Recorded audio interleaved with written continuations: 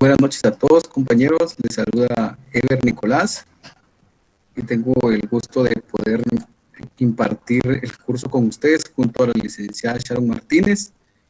Les agradezco mucho su puntualidad. Vamos a esperar unos minutos para que más compañeros se puedan ir adhiriendo a la clase y vamos a comenzar a las 8 en punto. Les agradezco su paciencia a los que tienen o a quienes tienen la cámara activada no tengan ninguna pena en desactivarla.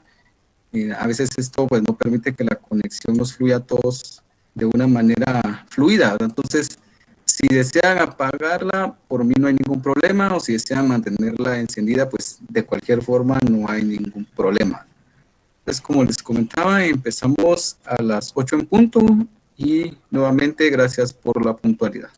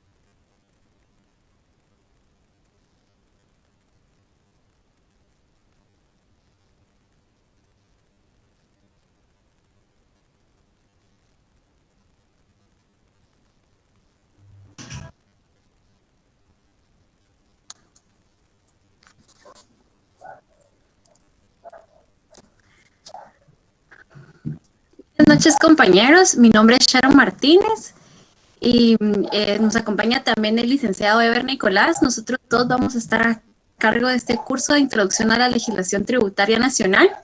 Hay algunos alumnos que vienen del año pasado con el licenciado Ever, otros que vienen conmigo, y pues por temas de organización y porque estamos ahorita casualmente también en presentación del ISR anual, pues tomamos la decisión de unirnos para este semestre con el objetivo de poder compartir conocimientos con el tema de impuestos y apoyarlos a ustedes que se inscribieron a este curso. Esperamos de que les guste, que sea de beneficio para ustedes y con confianza pues nos pueden ir escribiendo y contactando. Y como les digo, hay algunos de que ya nos conocen, entonces ya saben más o menos cómo trabajamos. Entonces ahorita voy a dar una pequeña introducción de lo que es el curso. Por favor, Ever, ¿me apoyas ahí? Ok. Así bien resumida, pues les presento el programa, pues nosotros vamos a ver el tema del IVA, la ley de actualización tributaria, el código tributario, la ley del leasing, el ISO. Una otra cosa que no dejamos ahí, que también vamos a ver muy general, van a ver algunos artículos de la Constitución que también vamos a manejar relacionados específicamente con el tema de impuestos. Las plataformas que vamos a manejar van a ser Meet, que esta es donde estamos recibiendo la clase. Vamos a mantener el mismo link que ustedes ya tienen. Si en caso tuviéramos algún cambio de link, pues se los vamos a notificar. Wedi, que es la plataforma de la Facultad de Ingeniería. A ustedes ya les tuvieron que dar acceso a Wedi para que por medio de esa plataforma nosotros vamos a cargar los resúmenes de las clases para que ustedes pues puedan buscar las leyes o los temas que hemos visto para autoestudio, ¿verdad? Y vamos a tener un grupo de Telegram. El de Telegram ya más adelante les voy a compartir por medio de chat el link para que ustedes se agreguen. Entonces, miren, se les está diciendo las plataformas que tenemos porque cualquier instrucción, cualquier cambio, o por ejemplo que de repente a última hora nos digan que X día pues no vamos a tener clase, se va a notificar primero en Wedi y luego en Telegram. Las dos plataformas vamos a usar, entonces, por favor, quien no sepa usar Wedi o algo así, pues agréguese a Telegram, o quien no quiera estar en Telegram, pues entonces esté al tanto de Wedi. La ventaja de tener el Telegram es de que obviamente en su teléfono van a tener las notificaciones, en Wedi pues van a tener que estar revisando todos los días la página. Entonces, sí, por favor, como les digo, si pueden, pues agregan al grupo de Telegram. La clase va a ser todos los jueves de 8 menos 10. Vamos a dar inicio, vamos a darles acceso a partir de las 8 menos 10 para que tengan una fracción de 10 minutos para que ustedes puedan ingresar a la clase. A las 8 en punto iniciamos la clase y finaliza a las 9 de la noche.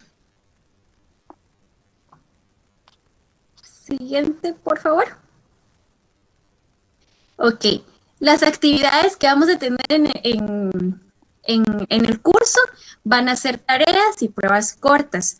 Obviamente este curso, como ahí sí que es gratuito, es ad honorem de parte de nosotros como licenciados. Sin embargo, para que ustedes puedan ganar el diploma al final del curso, tienen que cumplir con las tareas y la asistencia. Entonces, es muy importante de que aunque ustedes vean muy complicadas las tareas, ustedes háganlas, porque nosotros no nos vamos a enfocar en que si la hicieron bien o la hicieron mal, sino que vamos a ver el tema de la presentación, porque comprendemos que aquí hay algunos que son abogados, que tal vez están empezando la universidad, entonces no podemos exigirles de que manejen full temas de impuestos. Entonces lo importante es que entreguen sus tareas. Si no las entregan y solo asisten, entonces no van a poder ganar el diploma. Como ya les mencioné anteriormente, los resúmenes estarán en Wedi y por medio de la entrega de tareas y por medio de los formularios que les vamos a dar todos los días de clase, se va a calificar la asistencia. Entonces, van a ser por medio de los formularios de Google que nosotros se los vamos a estar compartiendo para que ustedes pues tengan su asistencia. Y ya con las últimas dos diapositivas, como les comentaba, el licenciado Ever Nicolás es el que va a iniciar la clase el día de hoy.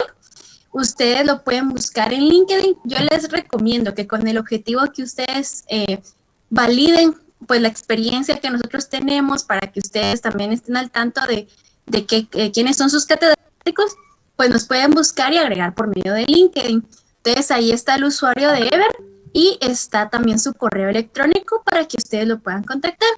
Y en mi caso, pues también les dejo mi usuario de LinkedIn para que me busquen también. Adicional, en mi caso tengo un grupo en Facebook que ustedes también se pueden agregar, en donde yo regularmente trato de compartir información de plazas de trabajo que se publican o temas específicamente de la Facultad de Económicas de la San Carlos. Entonces, con esto pues les damos la bienvenida al curso. Esperamos les sea de su agrado. Ya saben, cualquier cosa, pues están los correos ahí y pues nos pueden escribir también por medio del grupo de Telegram. Éxitos y cualquier cosa estamos a la orden.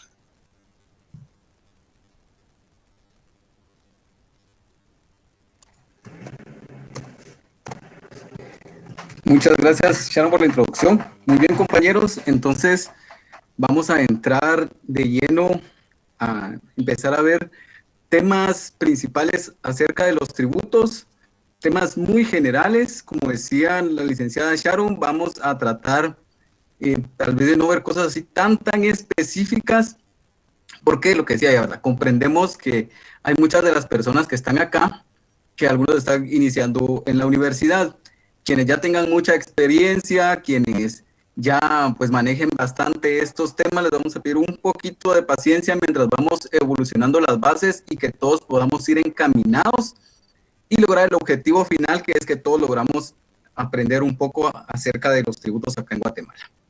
Muy bien.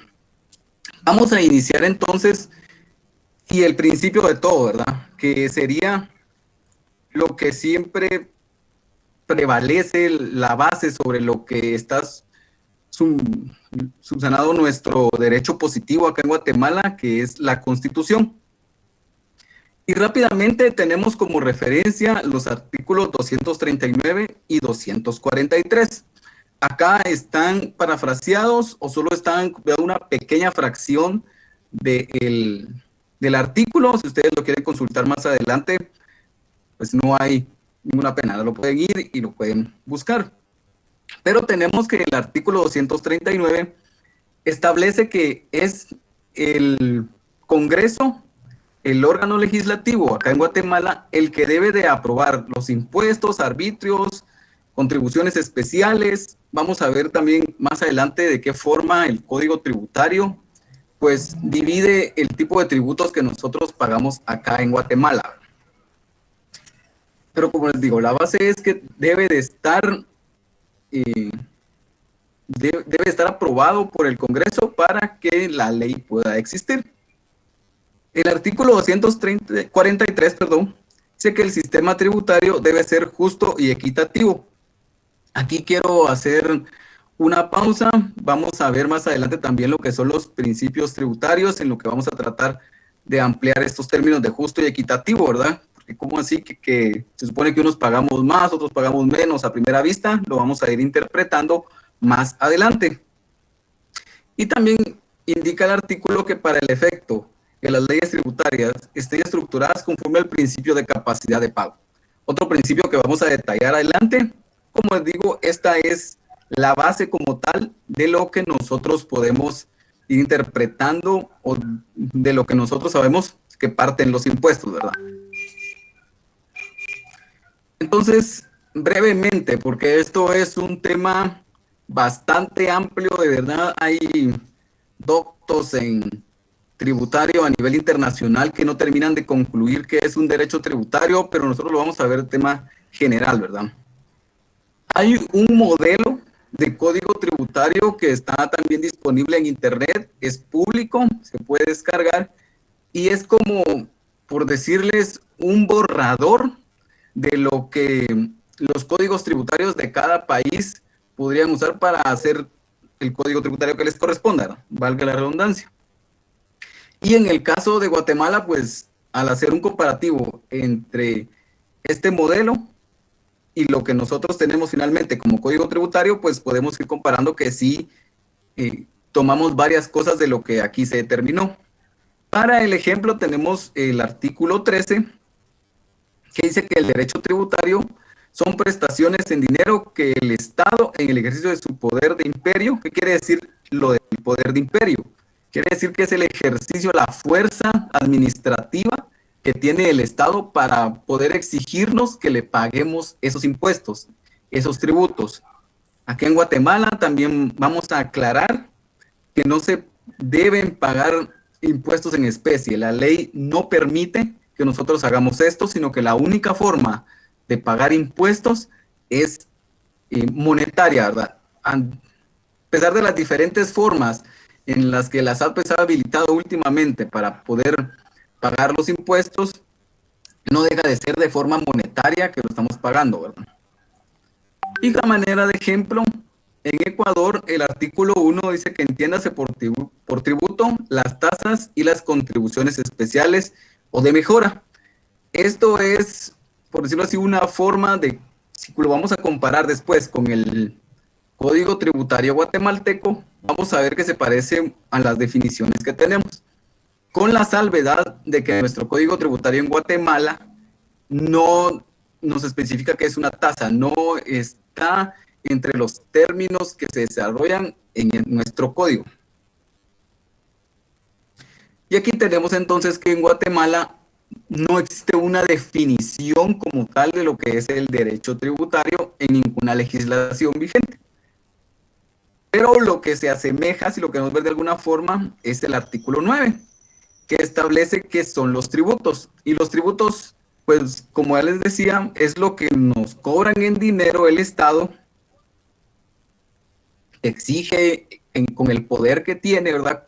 Si nosotros pagamos, digamos, de buena manera, llevamos nuestra contabilidad de buena forma, pagamos nuestros impuestos al día, por decirlo así, el Estado no se involucra con nosotros, nos deja seguir operando. El problema se da, digamos, cuando dejamos de pagar, entonces ahí el Estado empieza a usar su poder de imperio, su poder de Estado, para poder exigirnos a nosotros el pago de estos impuestos. Pues esto es como nos define parafraseadamente el artículo 9 del Código Tributario. Como digo, también lo pueden ir a consultar. Pero a todo esto nos viene una pregunta a la mente. Y básicamente es, ¿para qué nos cobran impuestos? Nuevamente, a nivel general, podemos decir que los impuestos no los cobran porque hay que mantener cierta estructura gubernamental, cierta estructura estatal, que sería pues básicamente, digo, ya sea para Guatemala o para otros países, el gobierno central como tal, los ministerios, tanto de seguridad, de salud, por ejemplo, alumbrado público. Así podríamos tratar algún sinfín de temas que es como la finalidad por la que nosotros pagamos impuestos, para que sean reinvertidos dentro del país. Bueno, también vamos a dar acceso a los compañeros, disculpen. Muy bien. Y entonces pasamos brevemente a una clasificación de impuestos. Y vamos a ver, aquí también tenemos como que cierta discusión de los especialistas en el tema de qué es lo que, cómo clasifica cada quien los impuestos en su país o los impuestos en ciertos territorios. También vamos a aclarar que hay países como Estados Unidos, por ejemplo, que tiene una base fiscal federal, que se puede decir una base fiscal a nivel país, y tiene otra base fiscal por departamentos o por estados, que es allá. Incluso hay estados que tienen bases fiscales por condados. ¿Qué quiere decir esto? Que, por ejemplo, lo vamos a decir como aquí en Guatemala. En Guatemala, pues el país va a tener su código tributario. Pero resulta que en el departamento de Guatemala nosotros vamos a pagar el 12% de IVA. Pero nos vamos de viaje, por trabajo, por diversión, y vamos a Xela. Y en Xela, por ejemplo, va a resultar que el IVA va a ser el 10%. De esa forma es como se manejan algunos otros países que tienen como autonomía sus departamentos y ellos determinan los porcentajes de los estados en los que quieren trabajar. Entonces, en base a eso vamos a trabajar la primera clasificación, que es por lo que se graban los impuestos. Y la primera son los impuestos directos. ¿Qué quiere decir que un impuesto sea directo? Se refiere a que va a imponer una tasa a los ingresos que generamos. Dicho de una forma más fácil, vamos a pagar un impuesto por las ganancias que hemos acumulado en un tiempo que nos dice la ley, para no hacerlo tan complicado. Yo creo que el ejemplo por excelencia que podemos tener acá son los impuestos como el ISR, que al final de un periodo, dependiendo del régimen, que puede ser el 5%, el 7%, el 25%, vamos a pagar al final de un periodo sobre las ganancias que tengamos. Ese es como el ejemplo más sencillo que podemos dar de un impuesto directo. Y ahora tenemos los impuestos indirectos.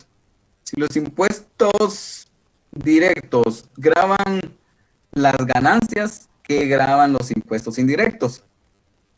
Pues los impuestos indirectos gravan por lo general el consumo. Y nuevamente, por excelencia, aquí en Guatemala tenemos el impuesto del IVA. El IVA, como bien lo dice su nombre, es el impuesto al valor agregado. Y lo que quiere decir es que se trabaja de la siguiente forma. Por darles una estructura muy básica. Viene una empresa que está aquí en Guatemala, importa algo desde China.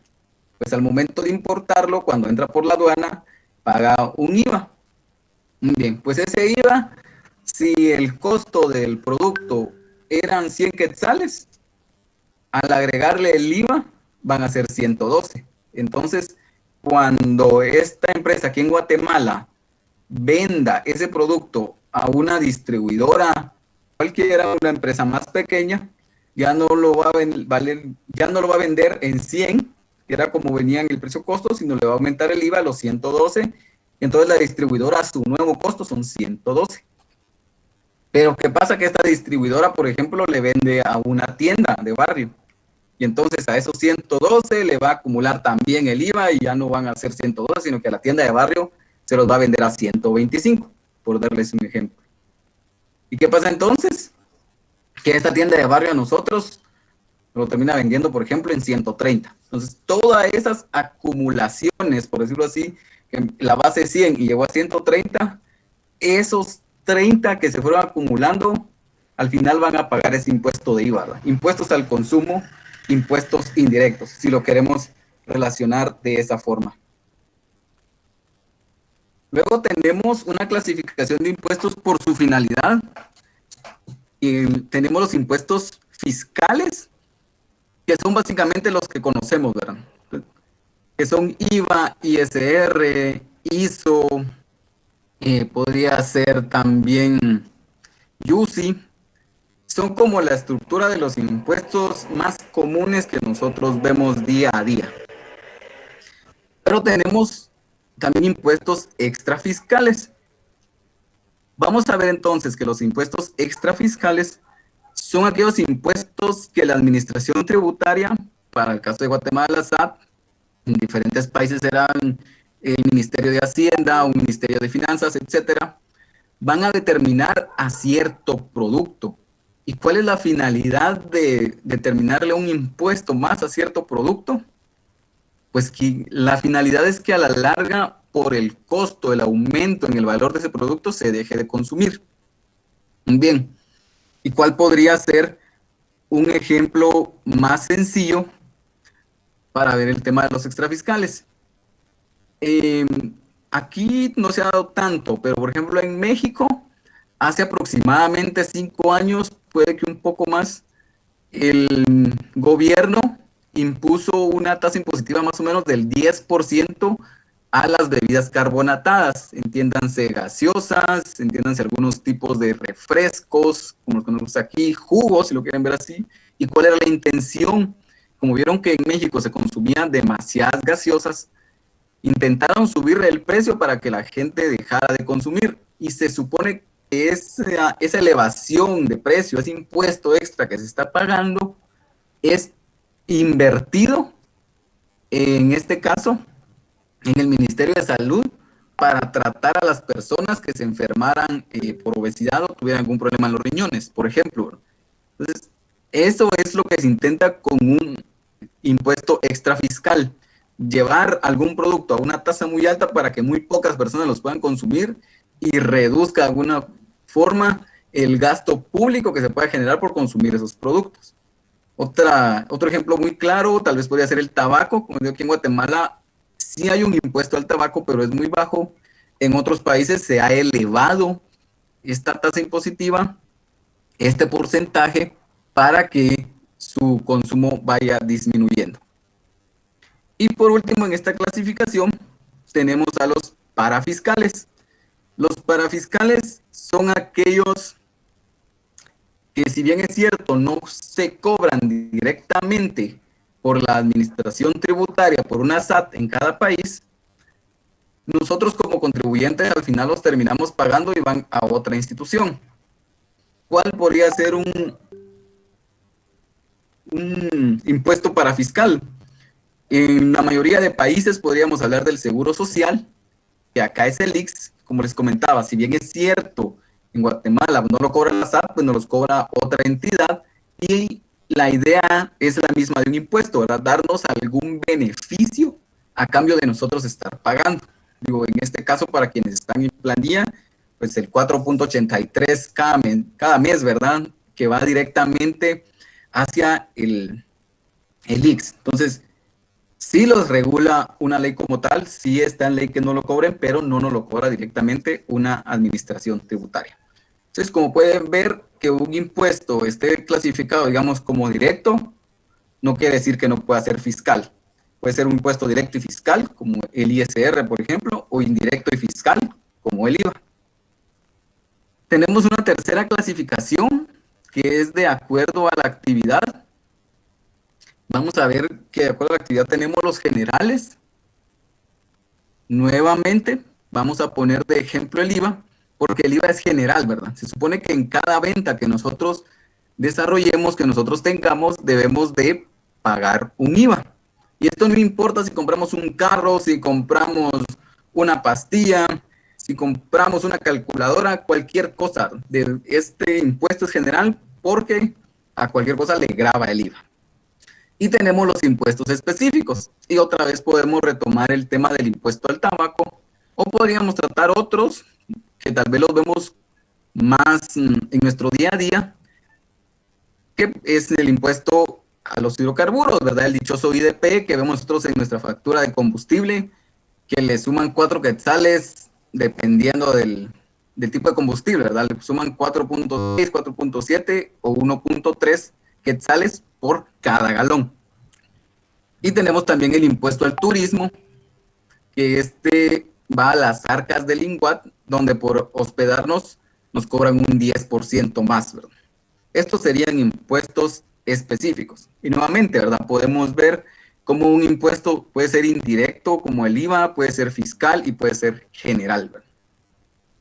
Incluso el IDP también, para llevarle un ejemplo, es un impuesto indirecto, es un impuesto fiscal, pero es un impuesto específico. En esta clasificación cambiaría un poquito. Vamos a dar acceso, disculpen. Bien. ¿Alguien por el momento tiene alguna duda? Y que lo pueden escribir al chat o pueden pueden abrir su micrófono si realmente tienen alguna duda. Si no, continuamos.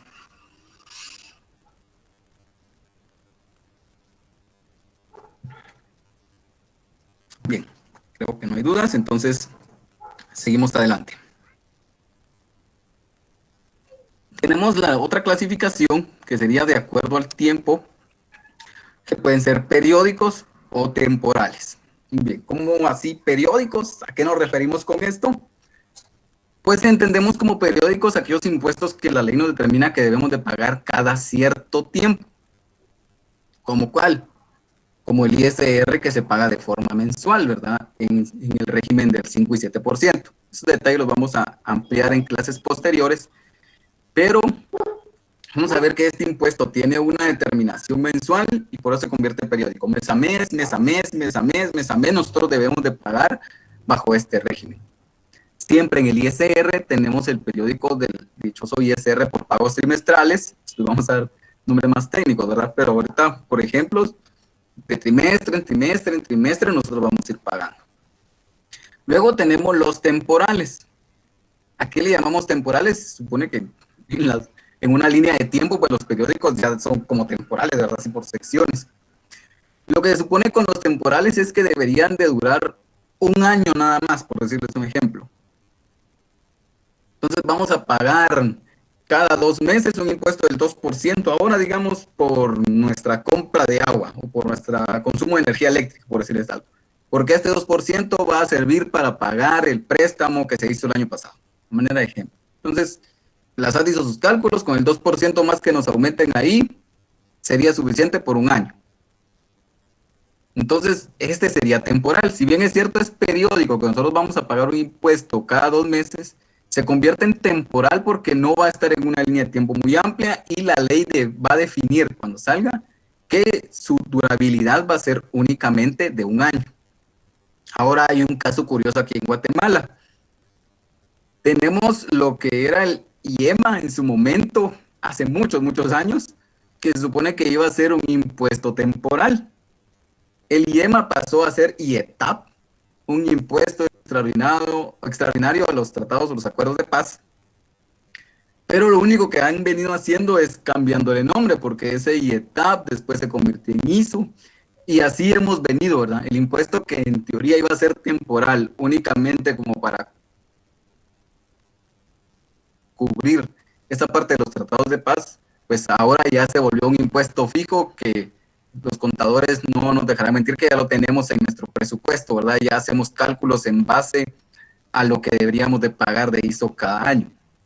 Y la última clasificación que tenemos es en función de, primero tenemos en función del beneficio, vamos a ver cómo vamos a pagar impuestos dependiendo de lo que nosotros obtengamos, vamos a pagar cierta tasa impositiva. Por darles un ejemplo, el beneficio sería la ganancia, para el caso del ISR. Nosotros después de hacer nuestras actividades en un mes, resulta que ganamos 5,000 quetzales. Bueno, el beneficio que nosotros recibimos, de esa parte nos corresponde pagar un impuesto a SAT. Tenemos también en función del patrimonio. Acá en Guatemala se supone que no deberíamos de tocar el patrimonio de una empresa para pagar el impuesto, pero lo podríamos hacer como para calcular. ¿Qué pasa, por ejemplo, con el ISO que está sobre 2 bases, ¿verdad? Sobre los ingresos o sobre los activos. Entonces, ese impuesto lo podríamos pagar básicamente en función del patrimonio en determinado momento. Y el consumo o gasto, pues aquí podríamos pagar impuestos, como decíamos, indirectos como el IVA o como el del petróleo, porque estamos consumiendo un bien, ya sea que consumamos un servicio o estamos gastando en la compra de combustible. De esta forma es como vamos pagando pues esos dichos impuestos. Como les digo, la clasificación no quiere decir de que uno, porque sea directo, no va a poder ser por beneficio, ¿verdad? Sino son diferentes clasificaciones que se le han ido dando a través del tiempo a los impuestos.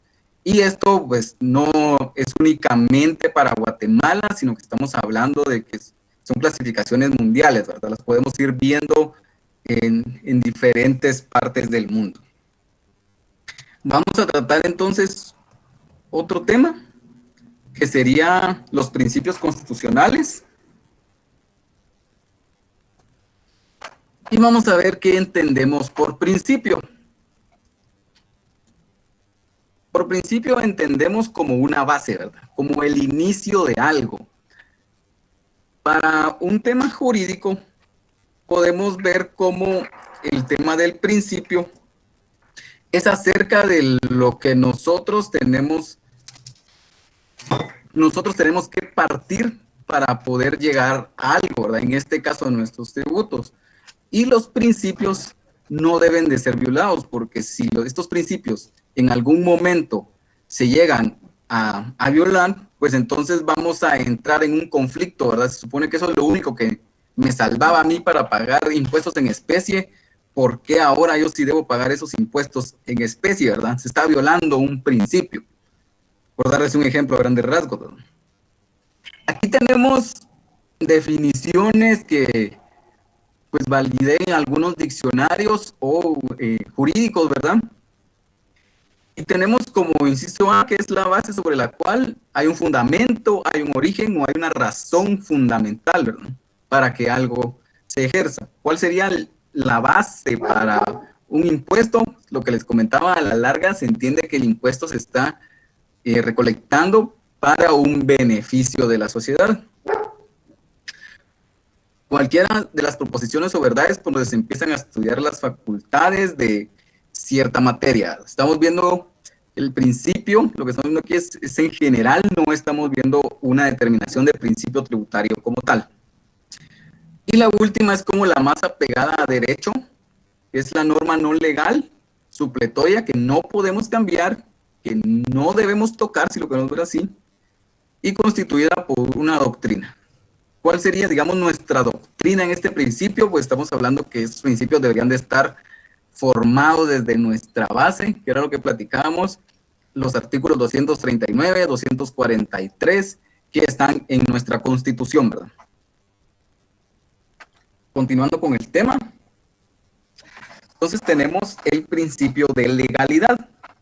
Y el principio de legalidad, para hacerlo tal vez de una forma muy sencilla, es que si este principio, si el impuesto que nos quieren cobrar no está regido en una ley, no nos dice las bases de con qué porcentaje debemos de pagar, en cuánto tiempo, calculado de siguiente forma, si eso no existe, nosotros no estamos obligados a pagar un impuesto. Tiene que existir una ley para que la podamos pagar. Ahora bien, que exista una ley no quiere decir que el impuesto a la hora de crearlo no vaya a ser controversia, no vaya a chocar con otro impuesto o no vaya a chocar con otro principio, ¿verdad? Entonces tenemos que cumplir como que con varias estructuras para poder llegar a decir que un impuesto está como vigente, lo tenemos que pagar sin ningún problema, ¿verdad? Y el caso pasó ahorita con la ley de actualización tributaria, bueno, no ahorita, ¿verdad? Ya hace casi 10 años que cuando salió esta ley, pues tenía ahí algunas inconstitucionalidades, que si bien es cierto, como decimos, existe el principio de legalidad, siempre existía ahí también constitucionalmente algún tope que tenían. Entonces, se dieron ciertas inconstitucionalidades, pero, bueno, digo, a manera de ejemplo, ese sería el principio de legalidad, ¿verdad? No se pueden inventar, regresando al ejemplo del 2% sobre el consumo de energía eléctrica, no puede salir el presidente mañana en cadena nacional a decir vamos a pagar 2% más porque yo digo, no. Vimos que tiene el organismo legislativo que crear esa ley para que este impuesto empiece a funcionar.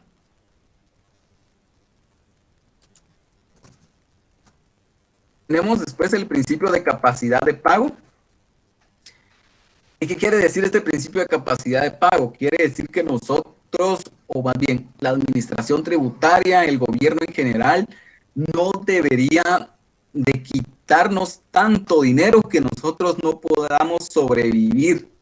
Quiere decir que, por ejemplo, tenemos el ISR, nosotros pagamos el 5%, por decirles algo. Pues con el otro 95% se supone que deberíamos de poder vivir. Pero en eso hay una reforma tributaria y dice que no, ya no es el 5, es el 75%. Entonces ya solo con el 25% de mis ganancias yo ya no podría vivir porque tengo que pagar casa, por ejemplo, tengo que pagar el colegio de los hijos, tengo que pagar un sinfín de cosas, ¿verdad?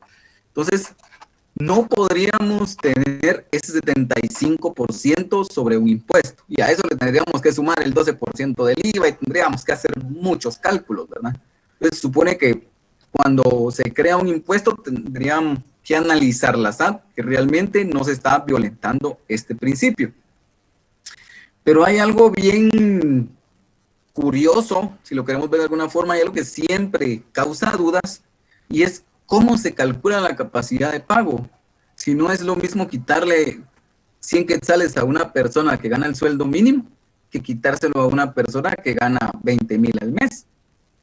Pues hay una discusión en realidad de que cuánto necesita realmente un ciudadano para sobrevivir bajo qué condiciones, ¿verdad? Porque hablamos igual que no es lo mismo vivir en España, donde el transporte pues es de mejor calidad y tienen ciertos beneficios extras, donde a pesar de todo cuentan con una de las mejores sistemas de salud pública del mundo, que tener el sistema de salud de Guatemala. Entonces, si me quitan el 20% allá, por darles un número, para darme salud, pues la gente dice, bueno, no tengo que pagar seguro, una cosa compensa la otra. Pero si aquí me quitan el 20% por salud, ya nos dolería bastante, ¿verdad? De hecho, pues ya el 4.83 nosotros lo sentimos ya así bastante complicado, ¿verdad? Nos mueve ahí un poco nuestras finanzas. Pero regresando un poco al punto,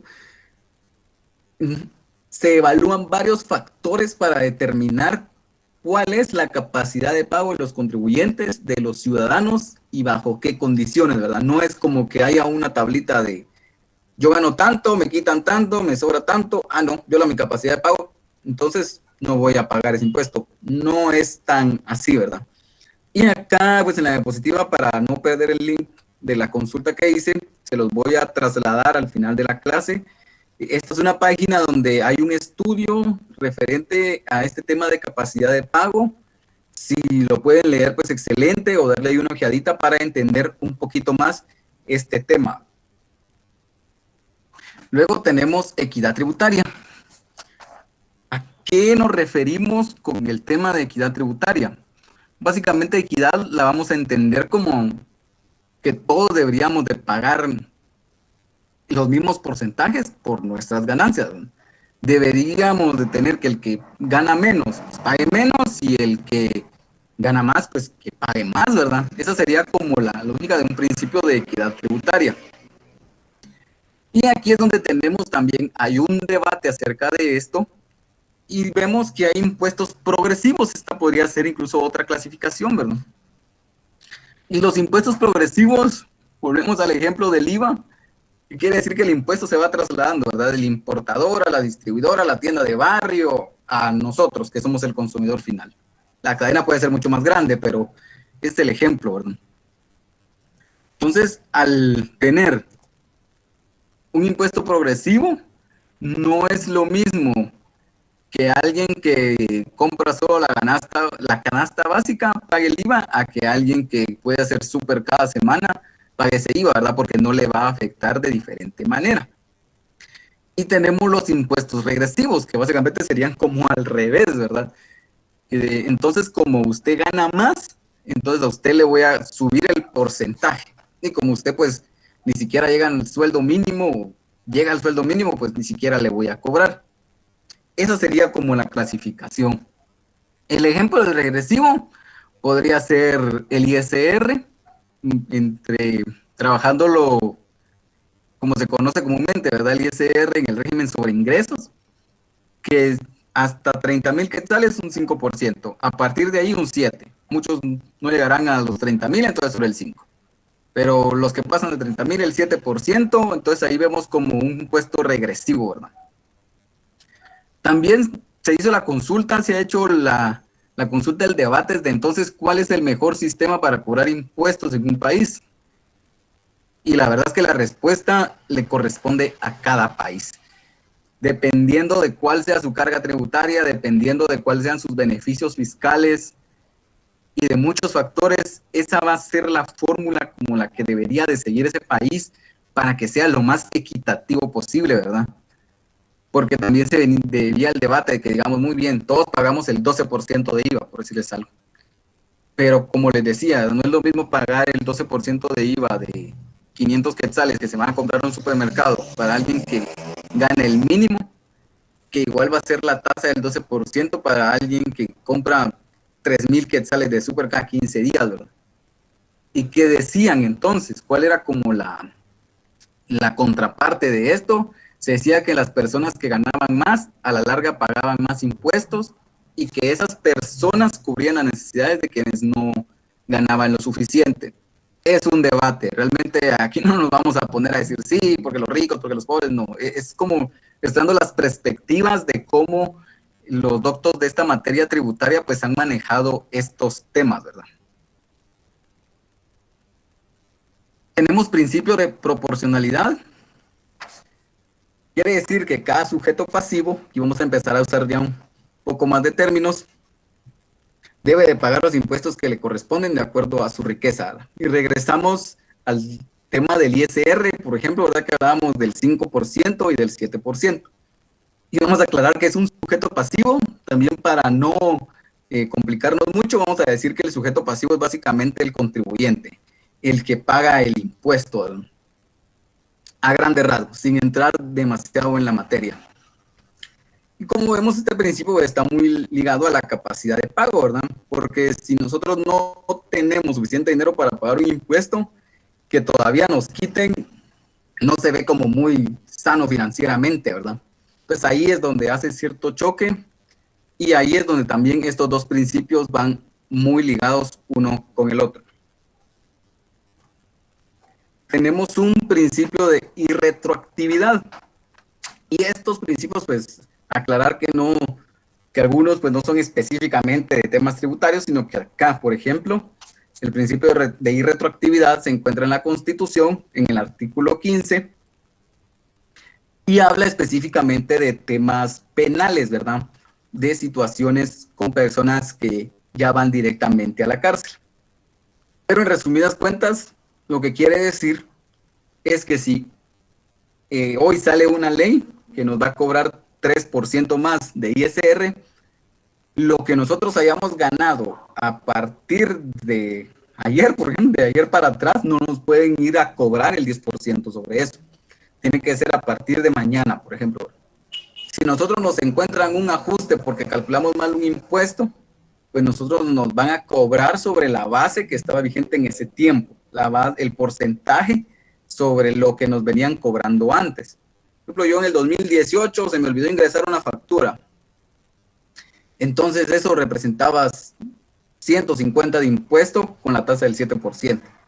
No puede venir la SAT a decirme que como la ley entró en vigencia, una nueva ley entró en vigencia en el 2021, me van a cobrar ahora el 10% porque el ajuste lo encontraron en el 2021. Eso no podría ser de esa forma. Se debe de manejar irretroactivamente, que quiere decir como para atrás, lo que aplicaba en su momento, ¿verdad? Tenemos también como referencia el artículo 7 del Código Tributario, que nos especifica más sobre este tema. Y luego tenemos el artículo 6 del Código Tributario, ¿verdad? Que habla también acerca y hace referencia sobre lo que es la irretroactividad. Y nuevamente, hasta acá, ¿alguna duda? ¿Algo que deseen aclarar? Un tiempo para que puedan abrir el micrófono si tienen alguna duda. Buenas noches, licenciado. Le saluda la alumna Lidia Sac. Muy buena su clase respecto a lo de los impuestos tributarios. Solamente tengo una duda, si me pudiera aclarar lo que son los impuestos progresivos y los regresivos, si fuera tan amable. Muchas gracias. Muy bien. Ok, vamos a plantear tal vez aquí, gracias por sus palabras, primero, buenas noches. Vamos a intentar dar tal vez un ejemplo diferente de cómo podría ser progresivo.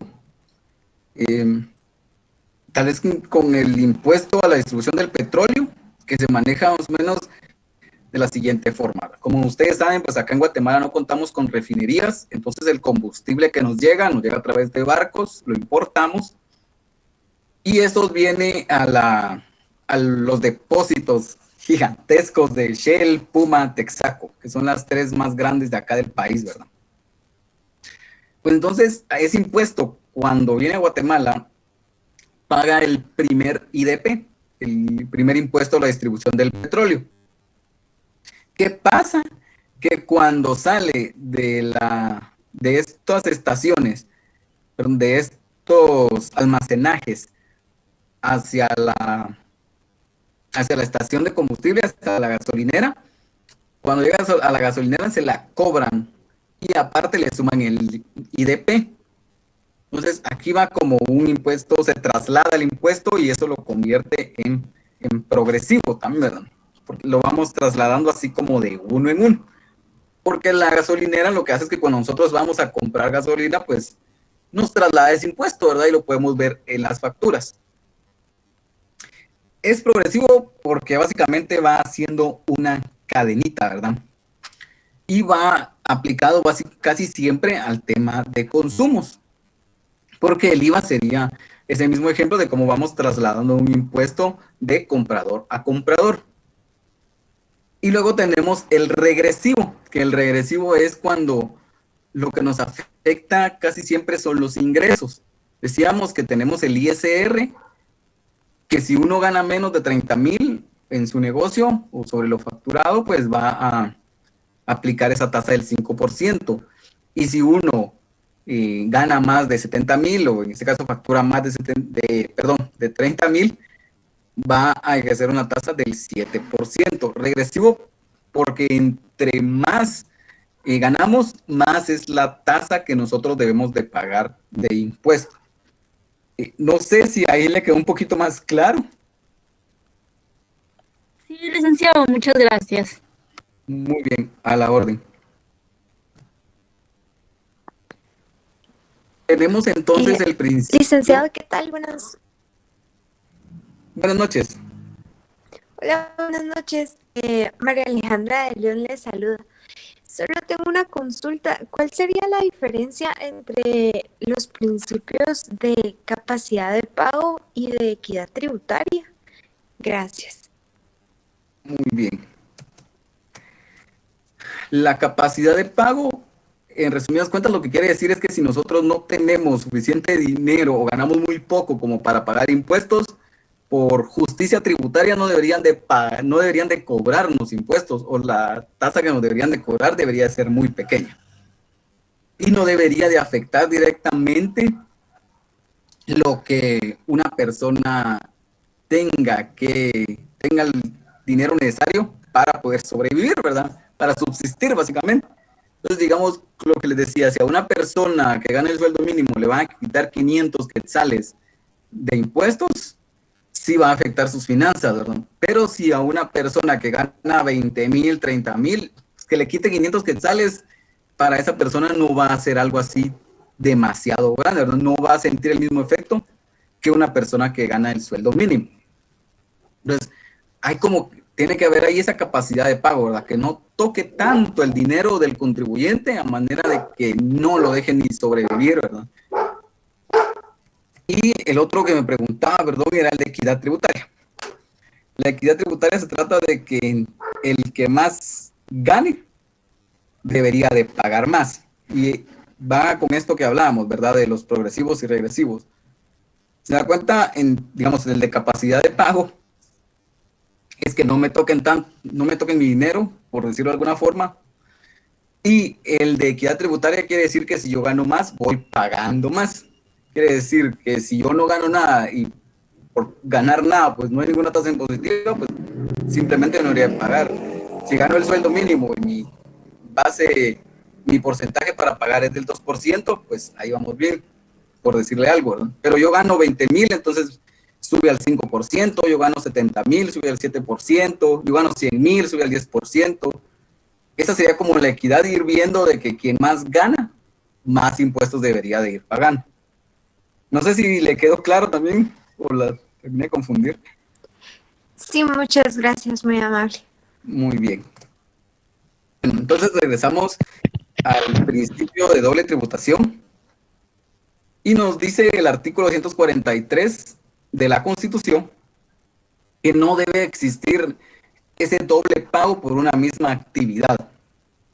¿Qué ejemplo les puedo poner? Por ejemplo, está bien, yo vendo playeras, X marca de playeras, X forma de playeras, todo lo que sea playeras. Y bueno, yo pago el IVA porque es el impuesto que me corresponde pagar por una venta. Pero en eso resulta que lo mismo, ¿verdad? Por alguna razón, motivo o circunstancia, le ponen un 5% más a la factura, casi que porque sí. Y entonces ahí habría una doble tributación, porque estamos viendo un mismo hecho generador que es como la acción. El hecho generador es la acción que hace que exista esa obligación de pagar un impuesto. Entonces ya existe el hecho generador por la venta y ahora resulta que nos quieren poner ese mismo hecho generador por pagar otra vez y pagar otro impuesto. Entonces, ahí existe una doble tributación. Esto es siempre un poquito más complejo, esto es siempre de manera general. Y aquí les diría, pues Google tiene bastante información, he visto también ahí estudios de lo que hace referencia a la doble tributación. Y para que les amplíe un poquito el tema, ¿verdad? Hay como ciertas especificaciones que también dice la ley que se deben de cumplir para que sea doble tributación. Y quienes sean abogados, hay una sentencia en la Corte de Constitucionalidad, que en su momento tuve oportunidad de ver, de por qué decían ellos que el impuesto al turismo no era una doble tributación, porque no cumplía con una de estas especificaciones, entonces se podía pagar el IVA y el impuesto del INGUAT, ¿verdad? El impuesto al turismo. Entonces, como les comento, no deberíamos de pagar doble impuesto por una misma acción, por un mismo hecho generador. Tenemos un principio de no confiscación, y básicamente lo que quiere decir es de que el Estado no debería de quitarnos nuestros bienes para pagar impuestos. Ustedes dirán, pero el dinero es uno de mis bienes. Pero aquí hace referencia a los bienes, como bienes inmuebles, estamos hablando más de temas como de vehículos, que digamos, nosotros tenemos una casa a nuestro nombre y tenemos que pagar ISR. Por alguna razón, nosotros en este momento ya no podemos pagar el ISR cuando corresponde. Pues entonces la SAT no puede decir ese mes, bueno, como usted tiene una casa a su nombre, lo que vamos a hacer es que para mientras la casa va a ser mía mientras usted me paga. El Estado no podría hacer eso. Hay un principio de no confiscación que nos dice que no nos puede quitar nuestras cosas, incluso un vehículo, ¿verdad? Así como, mire, bueno, no me puedo pagar, ese vehículo está a su nombre. No, ahora está a nombre del Ministerio de Educación, porque como no pagó el ISR, entonces ni modo, se quedó sin carro. No, no funciona de esa manera, no es permitido que pase eso, ¿verdad? Que nos embarguen por no pagar un impuesto. Aquí cabe aclarar un punto, y es que pues, ustedes han visto que por defraudación tributaria, tal vez han escuchado, y que algunos casos se van al ramo penal. Entonces aquí ya cambiamos como de área, por tributos, por área SAT, si lo quieren ver así. SAT no podría quitarnos estas cosas, pero cuando ya nos vamos a un área penal, entonces ahí sí ya se pueden empezar a confiscar, ¿verdad? Pero ya estamos hablando de un delito penal, no una falta de no pagar impuestos. Entonces hay diferencia y no pagar un impuesto un mes, por decir algo, porque no nos alcanzó el dinero, porque se nos olvidó, por X o Y razón, que lleguemos a esta fase del mes y que no paguemos impuestos es una falta. Pero que nosotros estafemos al Estado y no metamos la mitad de las facturas, pues eso ya se convierte en delito, y cuando es un delito a manera penal, ya podrían confiscar algunos bienes. Esto a Buenas manera noches, de... licenciado. Buenas noches. Disculpe que le interrumpa. Fíjese que yo hace poco escuché también una charla de temas tributarios y estaba explicando el tema de que en un régimen que existe, creo que es, no me recuerdo, de facturación electrónica, si no estoy mal, hay que consignar el tema de una cuenta bancaria, que si el contribuyente no paga, pues de esa misma cuenta bancaria, la SAT está como que facultada para poder venir y descontar de esa misma cuenta bancaria los tributos que no declaró el contribuyente. No sé si esto entraría en la no confiscación. Muy bien. Fíjese que precisamente ahí hay un tema bien importante. Vamos a aclarar algo. El pequeño contribuyente, en este momento existen dos regímenes. Uno es como el pequeño contribuyente normal que conocemos, creo que la mayoría, sobre lo facturado, el 5%. Bueno, pero luego tenemos un nuevo pequeño contribuyente electrónico, que se le llamó de esta forma, que es el 4%. ¿Y cuál era el incentivo? El incentivo era que nosotros ligábamos a nuestra cuenta, a este pequeño contribuyente, el 4%. Ligamos a esta cuenta a la SAT para que ellos nos quitaran directamente el 4% en los primeros 10 días del mes y nosotros no tuviéramos que ir o estar con la pena, ¿verdad? ¿Cuál era el beneficio para SAT? que nosotros tenemos 30 días después de que se acaba un mes para poder ir a pagar ese impuesto. Entonces, pues teníamos hasta el 30 de abril, digamos, para pagar el impuesto de las facturas de marzo. Entonces, lo que ganaba la SAT era flujo de efectivo, o sea, ganaba tener dinero más rápido, porque lo iban a cobrar el 10 de cada mes. Eso es como para aclarar los puntos entre el pequeño contribuyente normal y el pequeño contribuyente electrónico. Ahora bien, está en lo correcto al decir que hay un problema con el de no confiscación porque nos están quitando nuestro dinero directamente. Precisamente por este tema de no confiscación es que no se ha dado en su totalidad este pequeño contribuyente electrónico. Quienes se inscribieron a ese régimen siguen pagando el 5% como contribuyente totalmente normal, porque al existir este principio no permite que la SAT meta las manos en nuestra cuenta bancaria y nos debite directamente el dinero. Está violando este principio de no confiscación. Hasta donde yo tengo entendido, esto llegó a la Corte de Constitucionalidad y todavía están debatiendo el tema. Pero es por esto que no se ha logrado dar de lleno el pequeño contribuyente electrónico. No sé si por ahí iba la duda. Sí, muchas gracias, muy amable por aclararme la duda. No, no hay pena. Licenciado, muy buenas noches, tengo una pregunta. Cuénteme, Oscar. Es que fíjese que yo en el trabajo me dijeron que iba a entrar así como pequeño contribuyente cuando tuviera NIT. Entonces, yo no sé qué es lo que me quieren decir cuando me dicen esto, lo voy a pagar. Bueno, si quiere, hagamos una cosita. Como ya son un poquito más específicas, no se vaya a salir al final de la clase y las vamos a ir resolviendo al final, para no ir desviándonos tanto. Pero sí se las vamos a resolver, no tenga pena. Muy bien, regresando al principio de no confiscación, creo que con lo que nos platicaba el compañero del pequeño contribuyente electrónico, yo creo que ahí tenemos un ejemplo muy claro, ¿verdad? De cómo es que la SAT no podría meter las manos en nuestro dinero directamente o en nuestro patrimonio, ¿verdad? O sea, no pensemos únicamente en dinero, en cuentas monetarias, sino pensemos también en temas de casas, vehículos, bienes en general, ¿verdad? Muy bien, con esto hemos concluido la clase de hoy.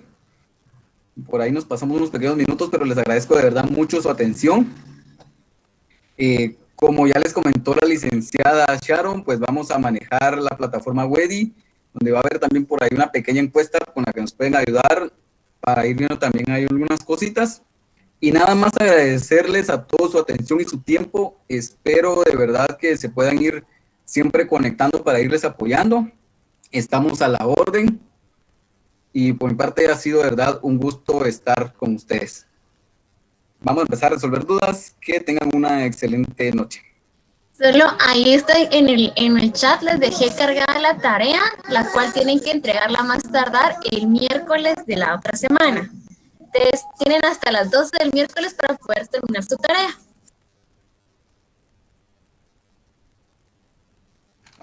Muy bien. Por ahí veo que tienen algunas personas levantada la mano. Disculpe que no las haya atendido antes. Estaba por ahí viendo las diapositivas. Jorge, no sé si todavía le puedo apoyar. Jorge y Lubia, no sé si todavía les puedo apoyar, disculpen. Y ahorita vamos, Oscar, ahorita la atiendo. ¿Yo?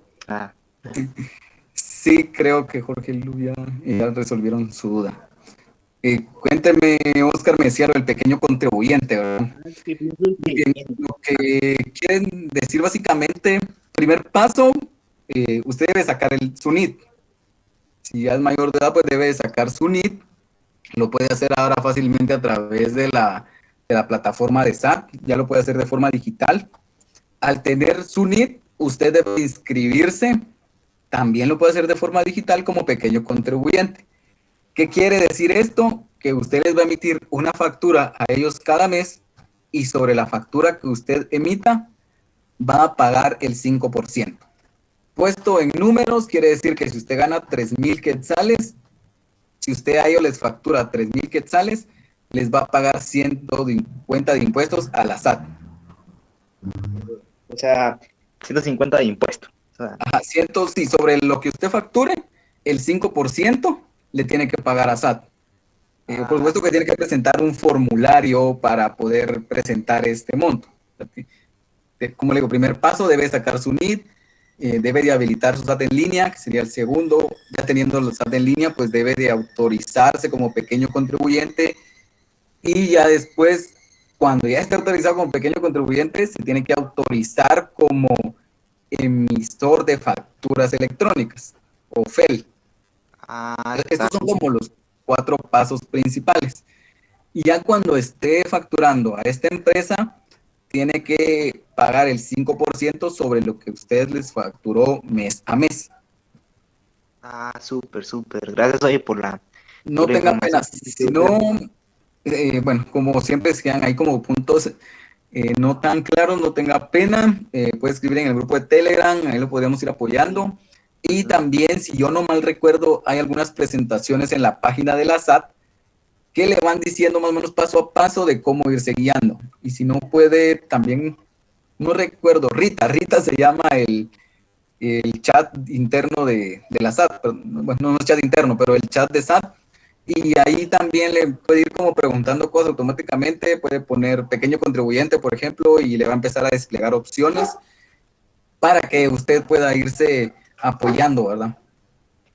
Muchas gracias, licenciado. Y fíjese que el link de Telegram no agarra, fíjese. No, bueno, está bien. Si quieren, déjenme ver. O alguien que me pueda confirmar si el link de Telegram les ayuda. Sí está funcionando el link de... está funcionando, Luis. Sí, está funcionando, licenciado. Si quieren, vamos a ver algún temita con las personas que no... Al momento tengo 83 personas en el grupo. Muy bien. Si quieren, déjenme ver. Si quiere, compañero, puede volver a intentar. Y si no, nos puede escribir al correo, sea a la licenciada Sharon o a mí, y lo vamos a apoyar ahí para ver de qué forma, ¿verdad? Está bien, licenciado, gracias. No tenga pena, a la orden.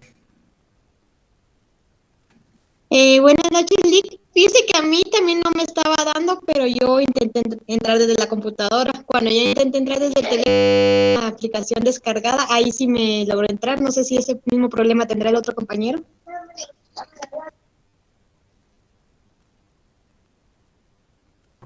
Puede ser, sería de probar, pero gracias por la opción.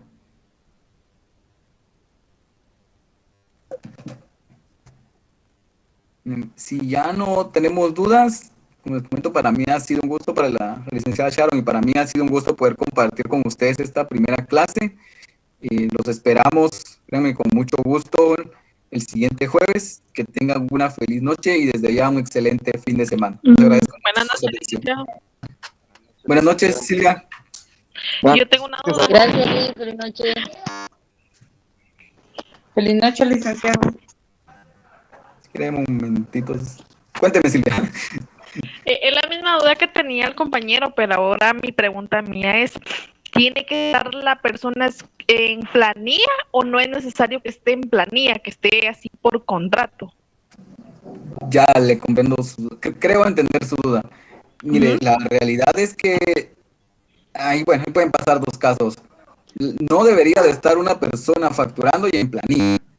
No es común, digamos, porque a la larga las empresas lo que quieren es como evitar hacer el pasivo laboral, normalmente, y por eso le piden que facture. Entonces, no lo meten en planilla por eso mismo. O sea que las personas, las empresas que piden, digamos, que sea de pequeño contribuyente que facture la persona es porque no están en planilla. Pero ahora bien, pero si no está ganando el sueldo mínimo. Si no gana el sueldo mínimo y está en planilla, o no, si y no está en planilla. No está en planilla y le están diciendo de que tiene que facturar. Es un tema complicado, porque se supone que como uno no está trabajando como tal, como en una planilla, pues no podría exigir el sueldo mínimo. Se lo estoy diciendo desde el punto de vista estrictamente de la ley, ¿verdad? Se supone que si uno está facturando, no está en planilla, y por ende no podría exigirlo, por decirlo de alguna forma, el sueldo mínimo. Por decirlo de alguna forma, ¿no? Como le digo, estoy hablando desde el tema estrictamente legal. Pero existen algunas instancias para pelear ese tipo de situaciones. Lo que le iba a comentar es que he visto algunos casos en los que las personas están en planilla, pero por ejemplo vendedores que ganan comisiones no se las quieren agregar directamente a la planilla, sino que les piden que les facturen esas comisiones. Entonces, digamos, ahí sí se puede dar como ese juego de yo te pago tu sueldo base y lo que ganes por comisiones me lo facturas. Ahí sí he visto yo ese como juego, ese conjunto de las dos opciones. Ok. Gracias, licenciado, por darme la duda. Gracias. No tenga pena. A la orden. Buenas noches, licenciado, mucho gusto. Buenas noches. Oscar, si querés dar un momento, vamos a atender a Emilia. Disculpe, para preguntar si este material de las diapositivas lo van a subir a la plataforma o lo pueden enviar al grupo de Telegram. Fíjese que las diapositivas como tal no, pero lo que vamos a enviar es un resumen de la clase. ¿Por qué no subir las diapositivas? El primer tema, para serle bien serio, es porque necesitamos que ustedes al momento de hacer la tarea, pues en parte hayan puesto atención aquí y en parte puedan ver algún tema adicional, ya sea en internet o en algún libro, y puedan ampliar ese conocimiento.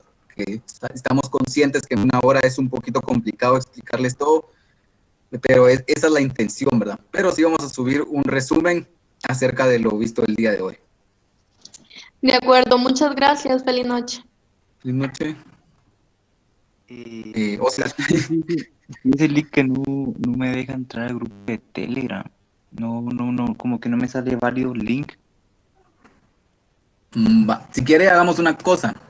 Mándenme un correo a los correos que se dieron al inicio de la clase, y con eso pues vamos a tratar su tema más despacio. Va, está bien. Gracias. No tenga pena.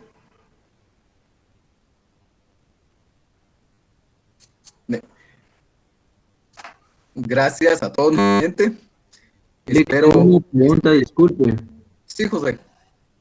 Solo una pregunta, ¿cuándo van a pasar la asistencia, profe? Ahorita están subiendo nuevamente los enlaces. La licenciada Sharon nos está haciendo favor de subir los enlaces para ver estos temas. Correcto, profe, gracias, muy amable. Feliz noche. No, a la orden. Licenciado, buenas noches.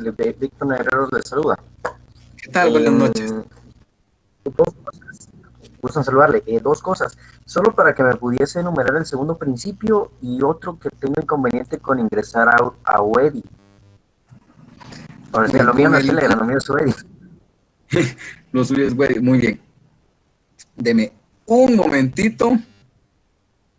Y solo el nombre. Tenemos un...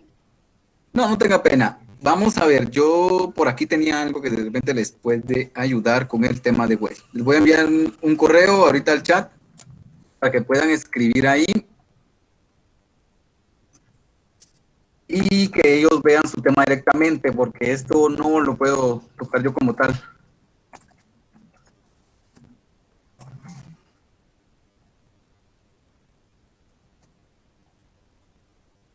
Se los hice llegar ahorita para que puedan escribir ahí, y ahí los van a atender y les van a solucionar eso. Listo.